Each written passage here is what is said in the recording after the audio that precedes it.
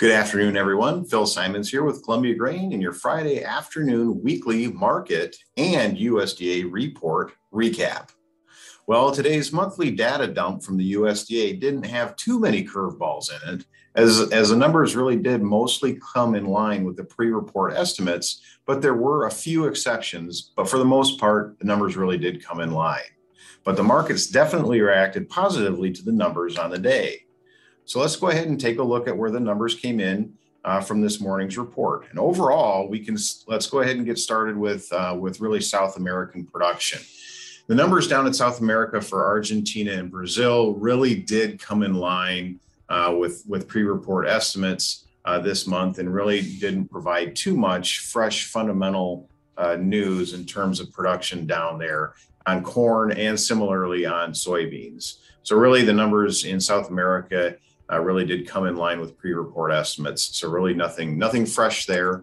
When we take a look at the U.S. ending stocks for corn, we do see on the left-hand side of the screen, you can see the U.S. ending corn stocks came mostly in line with expectations. And on the right side of the screen, you can see that the USDA raised the world corn ending stocks by roughly 5 million metric tons from last month's numbers. And right now we have them at 305 million metric tons, which really did give some support to the corn market today. And if we really drill into the world corn numbers a bit further, we can see that the majority of the increase is coming from a couple of different locations, primarily Ukraine, which is right here on the map or on the chart. We can see the March number and then also the increase in the April number, along with the European Union. You can see the blue bar representing where we were last month, and then the green bar representing where we're at this month, according to the USDA. So really nothing too massively earth-shattering there, and nothing that was too unexpected given the tensions over the commodity flows that we've been seeing. U.S. ending stocks and beans similarly really did come in a little bit above where the pre-report estimates had them on the left-hand side of your screen, coming in at 260 million bushels. And world ending stocks for beans came in just slightly ahead again of where the average estimates had them in at 88.4 million metric tons, and they came in at 89.6. So nothing really earth-shattering there. U.S. ending stocks for wheat on the left-hand side of your screen from the February number came in at 678 million bushels, which was mostly offset by the world ending stocks reduction down to 278 million metric tons on the right-hand side of your screen. But again, if we really drill into these numbers a little bit further, for the wheat ending stocks, we can see that India and Russia really accounted for the majority of the decline from month over month. So you can see here that India, the blue bar here is going to represent the March number, and then the green bar will represent the April number. And you can see the reduction there in India, and then similarly over in Russia, a slight reduction there. So that those two countries really did account for the majority of the decline that we saw this last report. So overall, the markets really did react very positively to the day. With Kansas City closing with a 35-cent gain on the day, Chicago wheat closed with a 30-cent gain on the day as well, and Minneapolis closed 22 cents higher.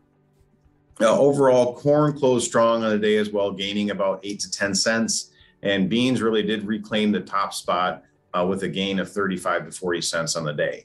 And I know that we have been talking a lot about volatility and how active the commodity markets have been this year, and why it's important to get your pricing orders out there with your local Columbia Grain merchandisers. And really, just to emphasize this point, I wanted to take a look at the weekly price ranges that we have seen this year versus last year. Well, let's take a look at December 2022 corn for last calendar year. You can see that the average weekly price range was 20 cents, which is represented by the blue line on the chart that's in front of you here. And so far this year, if we compare it to what we've seen in terms of the average weekly price ranges for December 22 corn, has been 30 cents year to date, which is represented by the yellow line on the chart in front of you. So you can see that the weekly price ranges for corn by itself has increased by 10 cents year over year. And let's keep on going here. I do want to take a look at Chicago December wheat as well. The blue bar, the blue line again represents what the weekly price ranges were in 2021. And the average weekly price range was 27 cents last year. And we can see that this year so far by the yellow line, that the weekly price range for December Chicago wheat has been a massive 79 cents on an average weekly price range. And this is just on the year-to-date numbers. So you can see why we're really wanting to emphasize to look at the volatility that we're seeing in the market and to definitely take advantage of it while it's there and giving us these opportunities. And if we keep on trucking here, we can see the similar fashion for November beans. Last year in 2021, the weekly price range averaged 43 cents, represented by the blue line here. And you can see year to date so far this year, November soybeans has the weekly price range has come in at 67 cents on the week to week changes that we've seen. So again, the commodity markets are extremely massive swings that we've been seeing here. So get your orders in there with your local Columbia Grain merchandiser, so you can definitely take advantage of the contracting opportunities that we have, and really just get the orders out there and take advantage of these types of prices. And really remember that for every expert that says that the prices are going up, there is one that says the prices are going to be going down.